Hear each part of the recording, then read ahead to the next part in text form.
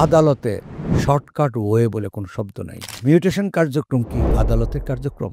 এই বিষয়ে একটি প্রশ্ন মহামান্য হাইকোর্টে উত্থাপিত হয়েছিল।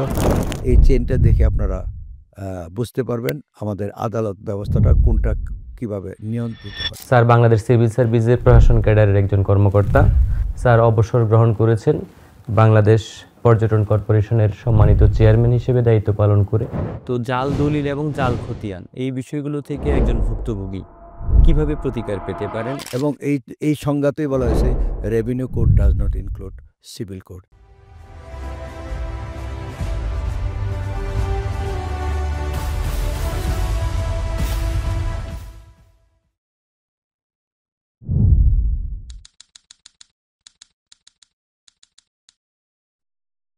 সম্মানিত উপস্থিতি, প্রিয় দর্শকবৃন্দ, সকলকে স্বাগত জানাই হান্নান মিয়া স্যারের আরেকটি নতুন এপিসোডে। আজকে স্যার আমাদের মাঝে আদালতসমূহ নিয়ে আলোচনা করবেন। ফৌজদারি আদালত এবং ভূমি সংক্রান্ত যে আদালতগুলো রয়েছে সেগুলো নিয়ে স্যারের কাছ থেকে আমরা শুনব। হান্নান মিয়া স্যার বাংলাদেশ সিভিল সার্ভিসের প্রশাসন ক্যাডারের একজন কর্মকর্তা ছিলেন। স্যার অবসর গ্রহণ করেছেন, পর্যটন কর্পোরেশনের প্রাক্তন চেয়ারম্যান ছিলেন স্যার। প্রশাসন ক্যাডারের অহংকার এই গুণী ব্যক্তিত্বকে আমি অনুরোধ জানাচ্ছি। বিসমিল্লাহির রহমানির রহিম। ধন্যবাদ সাইফুলকে, আমার অনুজ সহকর্মী।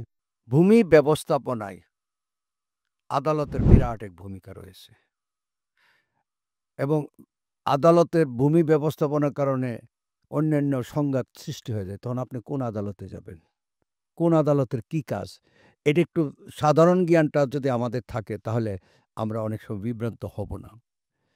আমাদের বাংলাদেশের সংবিধানের 94 এবং 109 অনুসারে আদালত দুই প্রকার: উচ্চ আদালত, অধস্তন আদালত। উচ্চ আদালত দুই প্রকার, যেটাকে উচ্চ আদালত আমরা সুপ্রিম কোর্ট বলি, এটা দুই প্রকার: হাইকোর্ট ডিভিশন, আপিলেট ডিভিশন। অধস্তন আদালত দুই প্রকার: দেওয়ানি কোর্ট, সিভিল কোর্ট আর ফৌজদারি কোর্ট। সিভিল কোর্ট অ্যাক্ট 1887 মতে বাংলাদেশে অধস্তন দেওয়ানি আদালতগুলি হলো জেলা জজ, অতিরিক্ত জেলা জজ, যুগ্ম জেলা জজ, সহকারী জেলা জজ। আর ফৌজদারি কার্যবিধি 1898 অনুসারে আমাদের যে কোর্ট আছে সেই কোর্টগুলি হলো, ফৌজদারি কোর্ট আছে সেগুলি হলো দায়রা জজ, মহানগর দায়রা জজ, মেট্রোপলিটন জজ, অতিরিক্ত দায়রা জজ, যুগ্ম দায়রা জজ।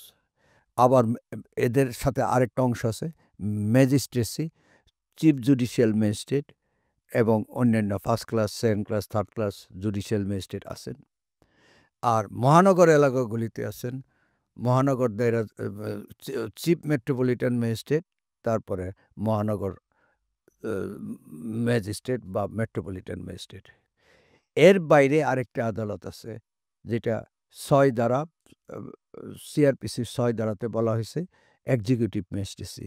এটা জেলা প্রশাসকের নিয়ন্ত্রণ থাকে। এক্সিকিউটিভ ম্যাজিস্ট্রেসির মধ্যে এটা নিয়ন্ত্রণ করেন জেলা ম্যাজিস্ট্রেট এবং অতিরিক্ত জেলা ম্যাজিস্ট্রেট। তার অধীনে এক্সিকিউটিভ ম্যাজিস্ট্রেট থাকেন। বাংলাদেশের সকল ইউনো, এসিলেন এবং ডিস্ট্রিক্টের সকল কর্মকর্তা যারা প্রশাসন ক্যাডারে কর্মরত আছেন তারা সকলে এক্সিকিউটিভ ম্যাজিস্ট্রেটের দায়িত্ব পালন করেন। এর বাইরে আমাদের আরও কিছু আদালত আছে যেগুলি বিশেষ আইন দ্বারা হয়ে থাকে। যেমন হায়ার কোর্টে আমাদের যে আদালতটা আছেন সেটা হলো আন্তর্জাতিক অপরাধ অ্যাক্ট অনুসারে 1973 অনুসারে আমাদের আন্তর্জাতিক অপরাধ আদালত আছে। এটা স্পেশাল ট্রাইব্যুনাল। এটা হাইকোর্টের বিচারকের ক্ষমতা সম্পন্ন বিচারক দিয়ে, এটা মর্যাদা সম্পন্ন বিচারক দিয়ে এটা প্রতিষ্ঠিত হয়। আর অধস্তন আদালতে কিছু বিশেষ আদালত আছে, বিশেষ আইন দ্বারা বিশেষ জজ, স্পেশাল ট্রাইব্যুনাল থাকে, বিদ্যুৎ আদালত, নৌ আদালত ইত্যাদি। তেমনি দেওয়ানি আদালতও বিশেষ আইন দ্বারা আছে, যেমন অর্থ ঋণ আদালত, পারিবারিক আদালত ইত্যাদি বহু প্রকার আদালত আছে। আপনি কোন কাজে কোন আদালতে যাবেন? যদি জমি জিরাতের কোনো প্রশ্ন জড়িত থাকে তাহলে অবশ্যই আপনি দেওয়ানি আদালতে যাবেন। ফৌজদারি আদালত আপনার বিষয় না। কিন্তু জমি জিরাত নিয়ে যদি কোনো মারামারি গণ্ডগোল কিছু ঘটে যায়, আল্লাহ না করুক এ ধরনের দুর্ভাগ্য ঘটে যায়, তাহলে কিন্তু আপনাকে ফৌজদারি আদালতে যেতে হবে। এটার একটা চেইন আমি আপনাদের এখানে স্ক্রিনে দেখাতে পারি। এই চেইনটা দেখে আপনারা বুঝতে পারবেন আমাদের আদালত ব্যবস্থাটা কোনটা কিভাবে নিয়ন্ত্রিত হয়। এর বাইরে কিছু আদালত আছে যেগুলিকে আমরা ফুল কোর্ট বলি না, কোয়াসি কোর্ট মনে করি। যেমন রেভিনিউ কোর্ট। রেভিনিউ কোর্টের সংজ্ঞা দেওয়ানি কার্যবিধির 5-2 ধারাতে বলা হয়েছে। রেভিনিউ কোর্ট কি? রেভিনিউ কোর্ট যে জমি জিরাত সংক্রান্ত, কৃষি জমি সংক্রান্ত যে রেভিনিউ আসে, ভূমি উন্নয়ন করা আসে, সেই সংক্রান্ত কার্যক্রম যে আদালত পরিচালনা করে এবং রেকর্ড কারেকশন সংক্রান্ত যে আদালত, ভূমি ব্যবস্থাপনা সংক্রান্ত কার্যক্রম যে আদালত পরিচালনা করে সেটাকে রেভিনিউ কোর্ট বলা হয়। এবং এই সংজ্ঞাতেই বলা হয়েছে revenue court does not include civil court. এটা সিভিল কোর্টের মতো ক্ষমতা সম্পন্ন নয়। আমরা এটাকে সাধারণত কোয়াসি কোর্ট হিসাবে বলে থাকি। কোয়াসি কোর্ট বলে থাকি এই জন্যে এখানে কোর্টের মতো কার্যক্রম হয়। কোর্টের মতো কার্যক্রম, রেভিনিউ কোর্ট কার্যক্রমের যে কার্যপদ্ধতি সেটাকে বলা হয় the practice and procedure manual. 1969 অনুসারে কার্যক্রম পরিচালিত হয়। এই অনুসারে এই মামলার সাক্ষ্য গ্রহণ করা যায়, দিনান্তর করা যায়, সাক্ষীদের তলব করার জন্য সমন দেওয়া যায়, নোটিশ দেওয়া যায়। এখানে উকিল মুক্তার এসে কার্যক্রম পরিচালনা করতে পারেন, কোর্ট কার্যক্রম পরিচালনা করতে পারেন, সেই ধরনের বিধান রয়েছে। স্যার, প্রশাসনে কাজ করতে গিয়ে আমরা বৈচিত্র্যময় অভিজ্ঞতার মুখোমুখি হই। আমরা প্রায়শই দেখি যে জাল দলিল করে অনেকে, আবার জাল খতিয়ান করে। তো জাল দলিল এবং জাল খতিয়ান এই বিষয়গুলো থেকে একজন ভুক্তভোগী কিভাবে প্রতিকার পেতে পারেন এবং কোন নির্দিষ্ট আদালতে আইনগত সুরক্ষা তিনি পাবেন? ধন্যবাদ তোমাকে। দণ্ডবিধিতে জাল জালিয়াতির বিধান আছে 465 থেকে 471। যদি ফৌজদারি জাল জালিয়াতি ঘটনা ঘটে তাহলে ওই ধারাগুলিতে অগ্রসর হতে হবে। প্রতারণার ঘটনা ঘটলে 420, অপরাধজনক বিশ্বাসভঙ্গ ঘটলে 406 ইত্যাদি ধারায় মামলা দায়ের করা যায়। থানাতেও করা যায়, কোর্টেও মামলা করা যায়। কগনিজেবল অফেন্স থানায় মামলা দায়ের হয়, নন কগনিজেবল অফেন্স সরাসরি আদালতে দায়ের হয়। আর যদি দলিল বাতিলের প্রশ্ন আসে, এটা বলবৎ থাকলে বিবাদ বিসম্বাদ শেষ হবে না, দলিলটা বাতিল করতে হবে, তাহলে কিন্তু আমাদেরকে দেওয়ানি আদালতে যেতে হবে। তবে সম্প্রতি একটি নতুন আইন হয়েছে, ভূমি অপরাধ প্রতিরোধ ও প্রতিকার আইন 2023।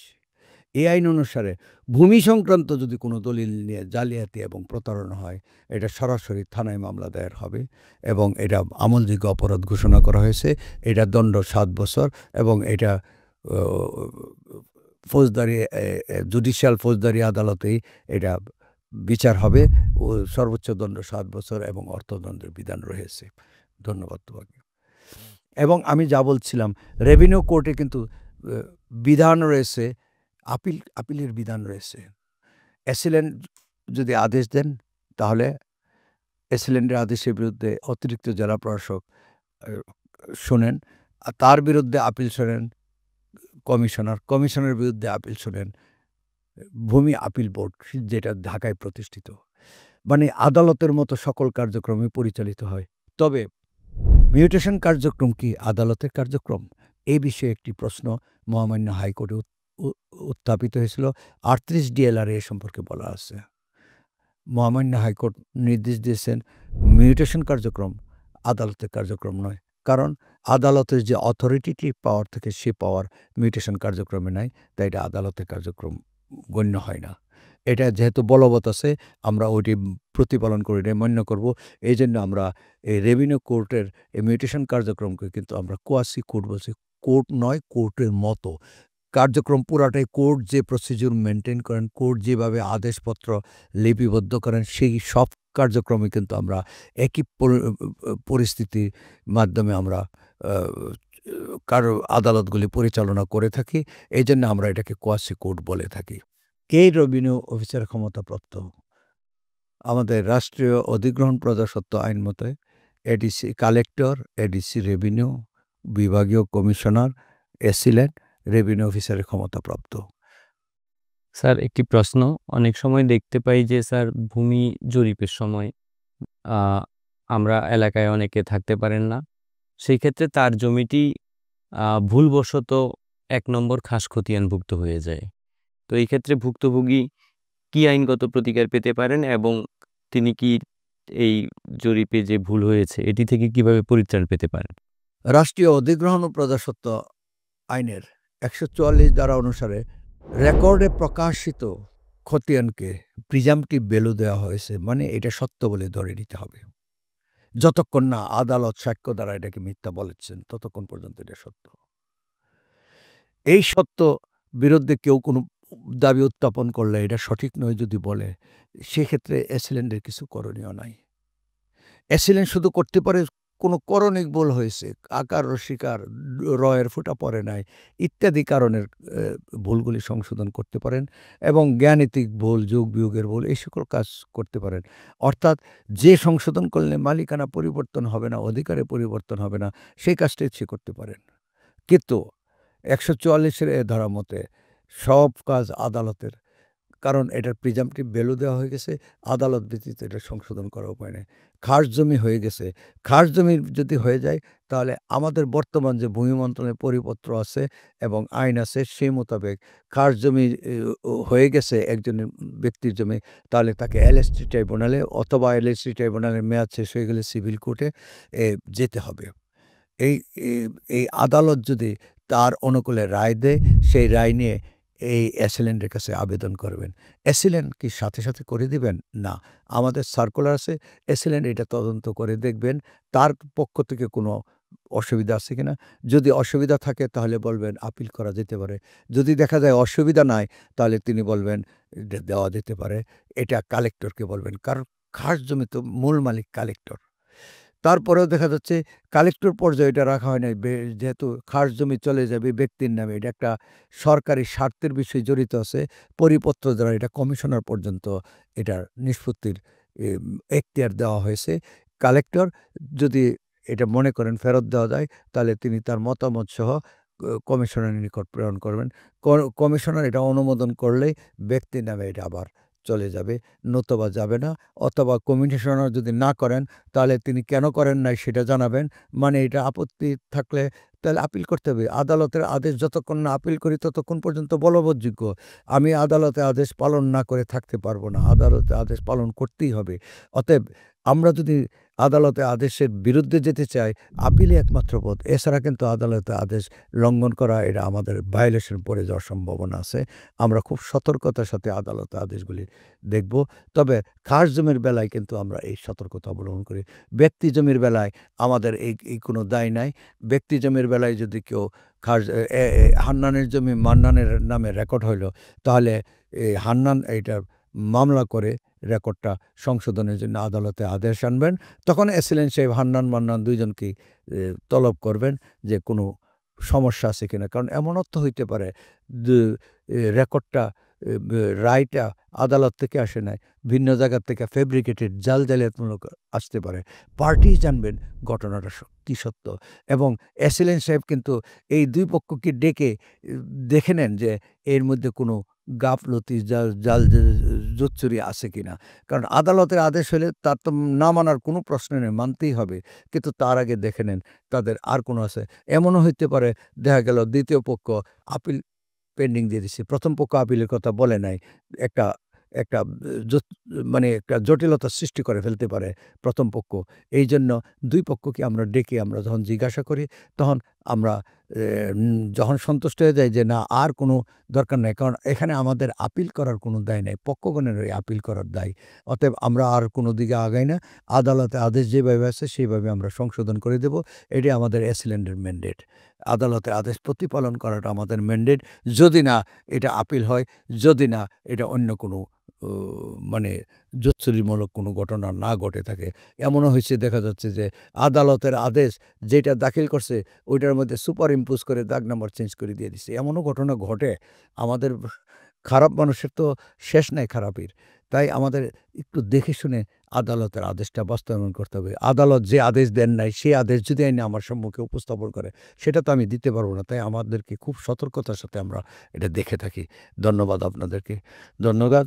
আমি আপনাদের এই এই এই এপিসোডের মাধ্যমে আপনাদেরকে বলতে চাই, দয়া করে আইন নিজের হাতে নিবেন না। আইন বাস্তবায়নের জন্য আপনারা এলাকার মুরব্বিদের সহায়তা নিবেন। সহায়তা নিয়ে সালিশ দরবার করে যদি সহায়তা নিতে পারেন, বিশেষ করে আত্মীয়-স্বজনের মুরব্বি যারা আছে, তাদের মাধ্যমে যদি সমাধা করতে পারেন, this is the best way. তা যদি না পারেন, আমরা দেখব কোয়াসি কোর্টের মাধ্যমে আইন বাস্তবায়নের সুযোগ আছে কিনা, রেভিনিউ কোর্ট বা আদার কোর্টের মাধ্যমে যদি সুযোগ থাকে, সেটার মধ্যে সমাধা করবেন। তারপরে যদি না পারেন, তাহলে কোমর বেঁধে নামতে হবে। আপনার জীবনের অনেক সময় ব্যয় করে বিভিন্ন সময় যাইতে হবে, কারণ আদালতে শর্টকাট ওয়ে বলে কোনো শব্দ নাই। আদালত সবসময় চুলচেরা বিশ্লেষণ করে নিক্তিতে, দাঁড়িপাল্লাতে মেপে মেপে ন্যায় বিচার প্রতিষ্ঠা করেন। তাই আদালতে সময় লাগবে, এটাই সঙ্গত। আপনাকে প্রস্তুতি নিতে হবে, এবং এই আদালতে যাওয়া আসার পথে দেখা গেল এই আপন বা লোকদের সাথে মারামারি ঘটনা ঘটে গেল, শুরু হয়ে গেল ফৌজদারি। এক মামলা আরেক মামলা সৃষ্টি করে, এক মামলা আরেক মামলা সৃষ্টি করে, স্পাইরাল ওয়েতে বিদ্বেষ বাড়তে থাকে। আমরা দেশবাসীর মধ্যে স্পাইরাল ওয়েতে যাতে বিদ্বেষ না বাড়ে, আমরা আপোষ সমঝোতাটাকে সবসময় আহ্বান জানাই। আপনারা দয়া করে আপোষ সমঝোতার মাধ্যমে একটু কম বেশি নিয়ে হলেও নিজেদের সম্প্রীতিটা বজায় রাখবেন। নিজেরও লাভ হবে, দেশেরও লাভ হবে, এবং আদালতও লক্ষ লক্ষ মামলার প্রেশার থেকে মুক্ত পাবে। ধন্যবাদ আপনাদের সবাইকে, আপনারা আমাকে মনোযোগ দিয়ে শোনার জন্য। আসসালামু আলাইকুম। ধন্যবাদ স্যার আপনাকে। আমরা জানি যে সুনাগরিক হিসেবে রাষ্ট্রের আইন এবং কর্তব্য আমাদের, রাষ্ট্রের আইন জানা আমাদের জন্য অতি গুরুত্বপূর্ণ একটি বিষয়। আমরা রাষ্ট্রের আইন জানব, আইন মানব, এবং সেই ক্ষেত্রে আমরা সুনাগরিক হিসেবে নিজেদেরকে দেশের জন্য নিবেদিত করতে পারবো। আশা করছি আমাদের এই এপিসোডের মাধ্যমে আপনারা উপকৃত হন এবং ভবিষ্যতে আমাদের পাশে থাকবেন, এবং আগামী পর্ব দেখার আমন্ত্রণ জানিয়ে ধন্যবাদ সবাইকে। ভালো থাকুন, সুস্থ থাকুন। আসসালামু আলাইকুম।